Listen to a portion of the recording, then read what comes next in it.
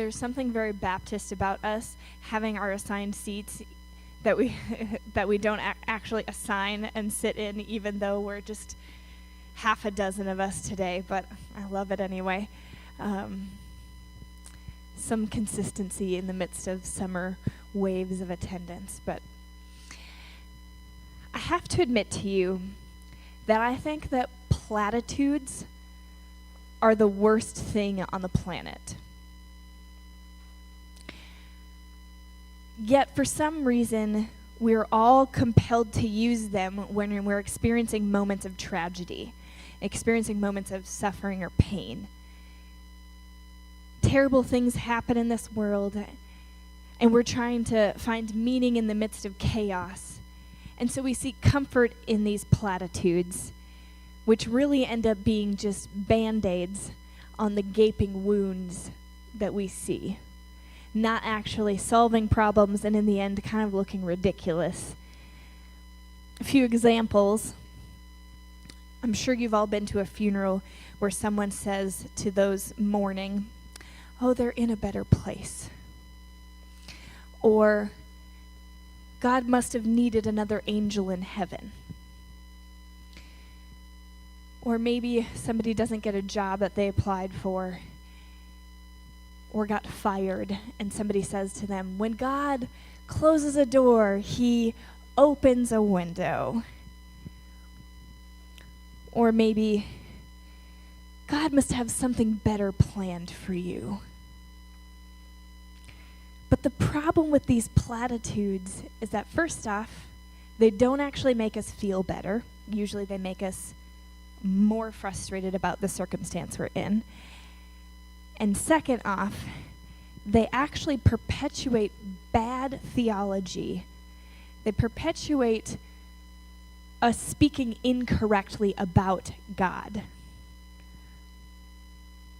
I think that platitudes seem to be a norm in the church world because of stories like the one we're going to read today of Joseph, a circumstance where he speaks of God's purpose in his life, and we put a blanket statement that that is true for all of us.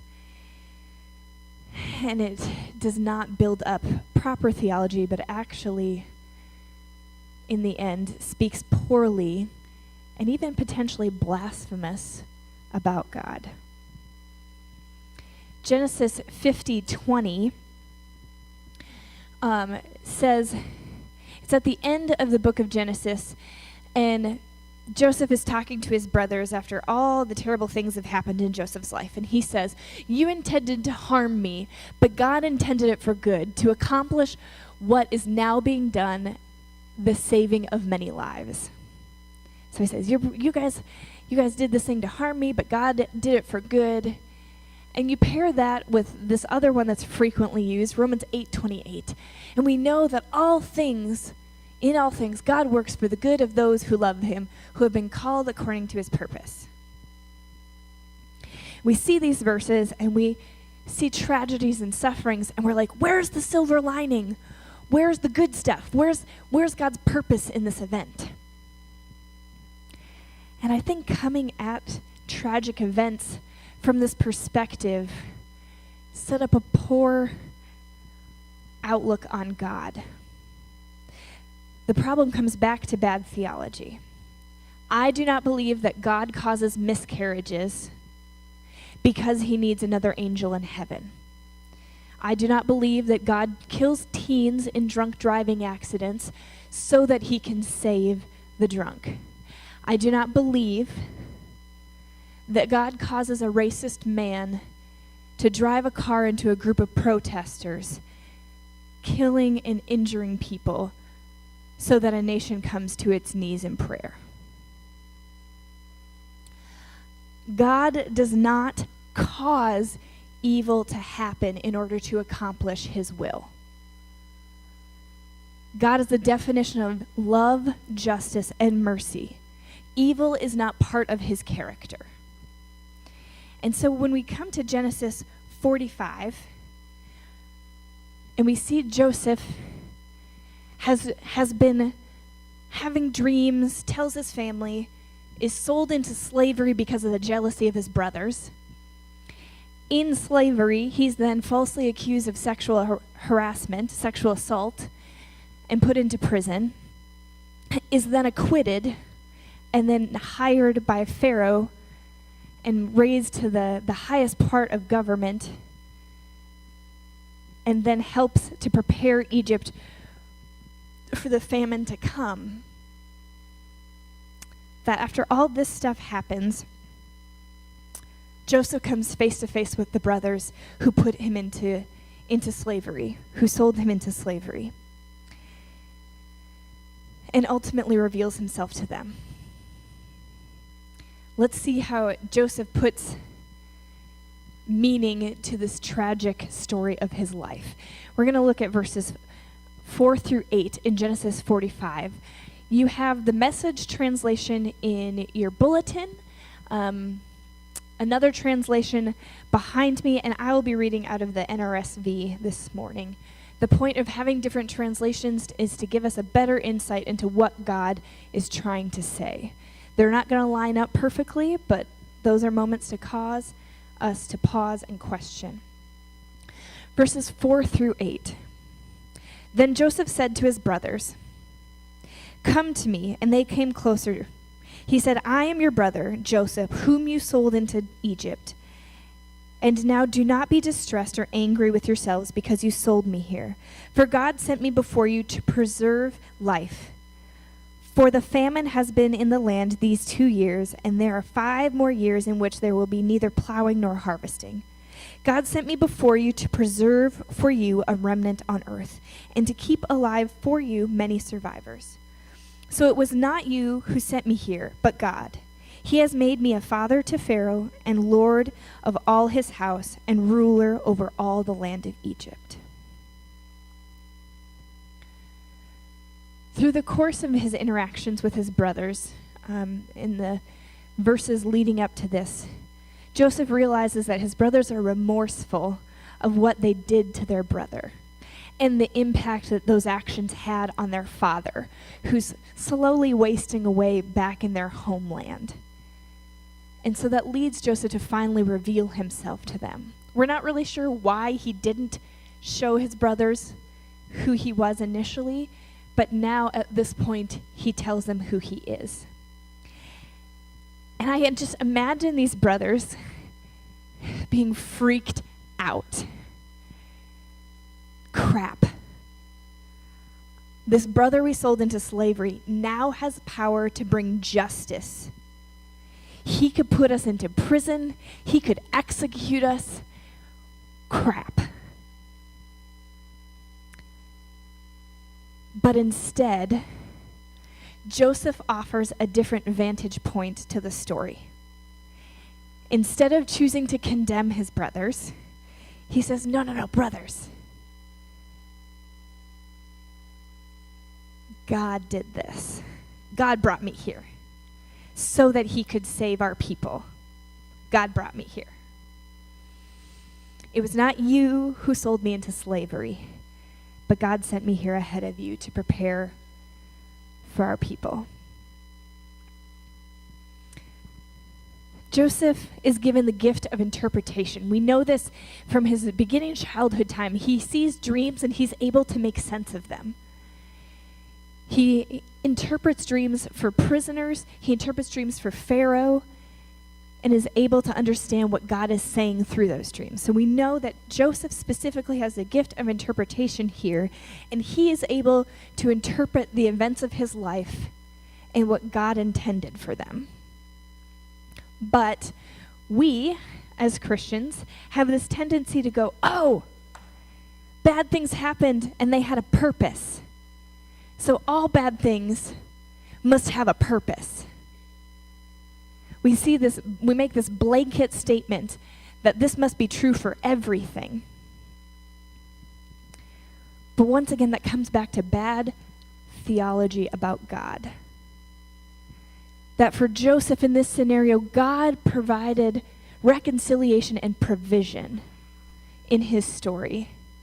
But that isn't the story for all of us, because God also gives us free will. the ability to choose or not choose to follow him, and to receive consequences for our actions.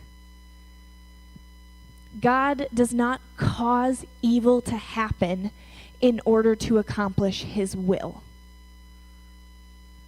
God is good. God is loving. God is merciful. He does not cause evil to happen.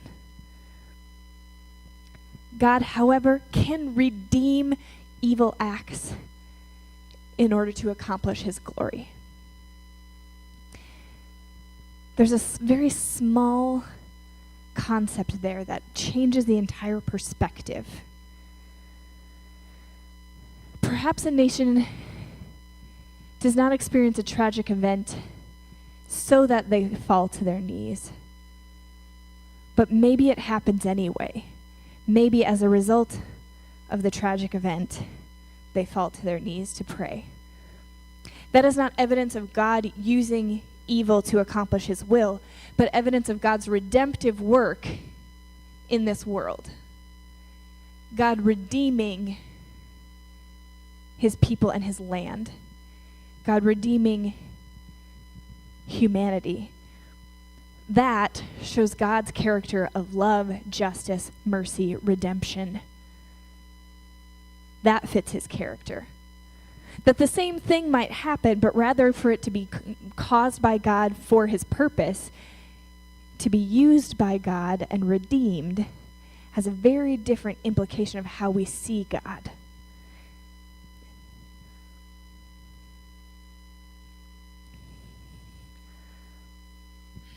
If God caused evil for his glory, God would not be God.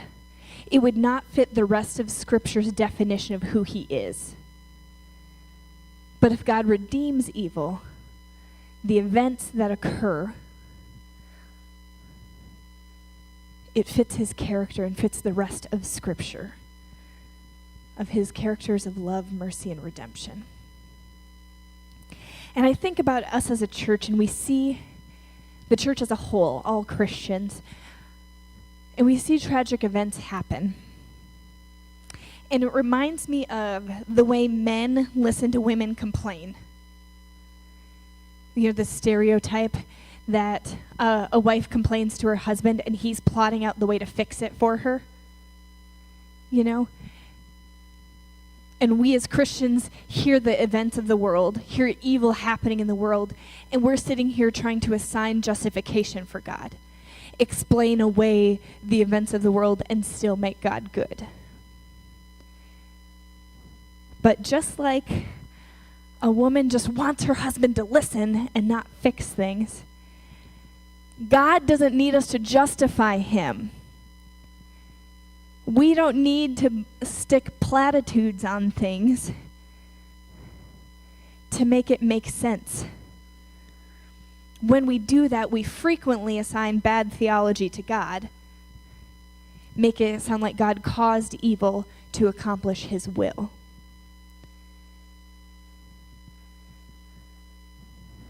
But yet bad things happen in this world.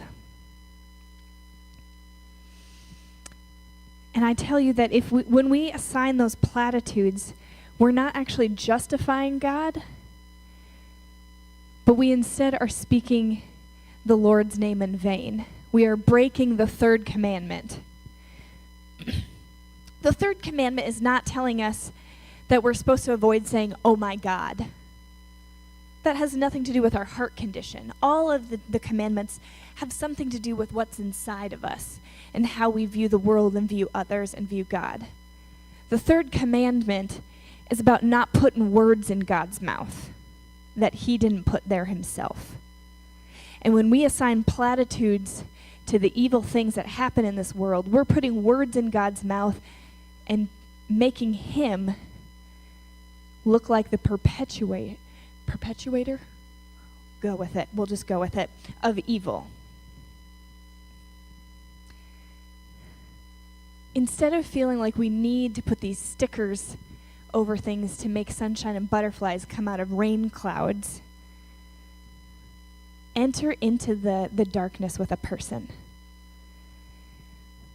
God was present with Israel and provided for them while they were wandering in the desert for 40 years. While he was wandering with them, he showed that he was present with them through a pillar of fire. He didn't just blink and solve the problem for them. He didn't put a Band-Aid over it, but let the consequences of their actions be carried out, and yet still showed his love and compassion for them. We can't take the pain away from somebody who has tragically lost a loved one. We can't take the pain away from somebody who struggles with losing a job or has cancer. We can't take those pains away, but we can still be God's presence in their life.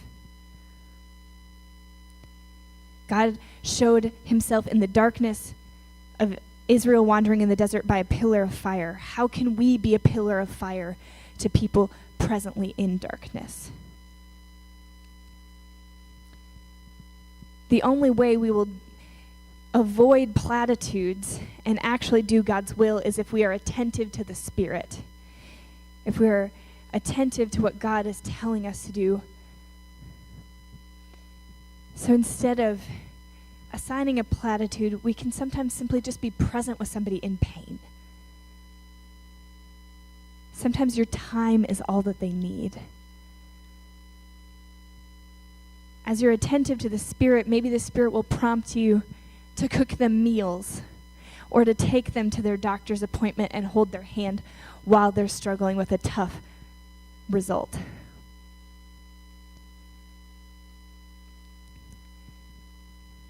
There are so many things that God could use us for rather than simply just saying a cute phrase and patting somebody on the back and walking away. God can redeem evil events and things that happen in this world for his glory, to let others know about who he is when the church responds to the prompting of the Spirit. I do not think that God caused the events of Charlottesville to happen in order for this country to end up on its knees in prayer. But my hope is that as God's redeeming the events that happened there, and as the Christians in this world are attentive to the Spirit, we'll end up on our knees anyway. That we'll be saying, God, what can I do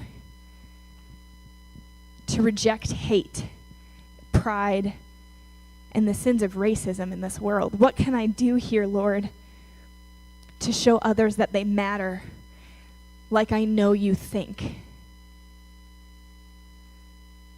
When we are attentive to the Spirit, God's will is accomplished regardless of what happens with evil, tragic events in this world. But being willing is a key factor in it. Being attentive to what God is calling us to do. God gives us freedom to choose, whether we choose to follow him or choose to not follow him. And in the process of that, we experience the consequences of those choices. The protesters in Charlottesville experienced the consequences of the choices of a man that chose to drive with the intention of harming. It wasn't their fault that he chose to do those things, but they experienced the consequences of those actions. And now, in response, we as a church, we as individuals and corporately are called to respond the way the Spirit prompts us, to show God's love and compassion to those who are suffering. Not with giving them things like, all things work for the good of those who love God. While that is true, when it comes out of order and saying, God caused this to happen for his good, is an incorrect statement about God. Instead, saying God will redeem this terrible thing that happened to ultimately bring him glory is where we need to focus. Jacob's whole offspring, all of his offspring, were spared because Joseph ended up in slavery, ended up oppressed, and then raised to a position of importance where he could influence Egypt and listen to the prompting of the Spirit to prepare for a famine.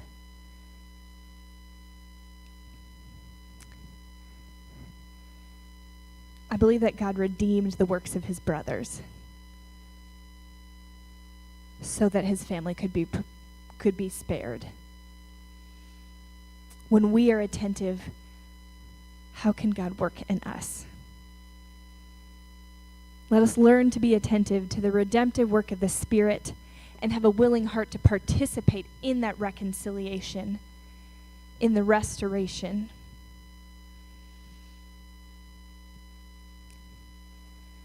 Instead of closing us in prayer today, I want to offer you Psalm 67 as a benediction. I want to read it to you as a combination of a prayer and us as a hope and a blessing. That we will hear this and desire God's will to be done on earth as it is in heaven. So I encourage you to stand while I read this psalm for you.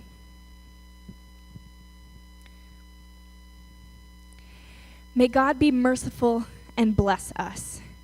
May his face smile with favor on us.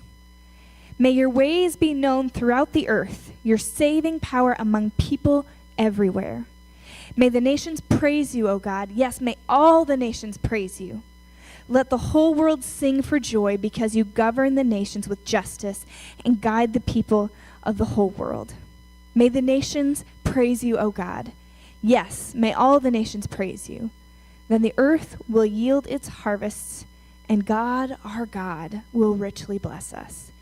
Yes, God will bless us, and all people over all the world will fear him. Go from this place, being God's redemptive work in this world that struggles with evil. You are dismissed.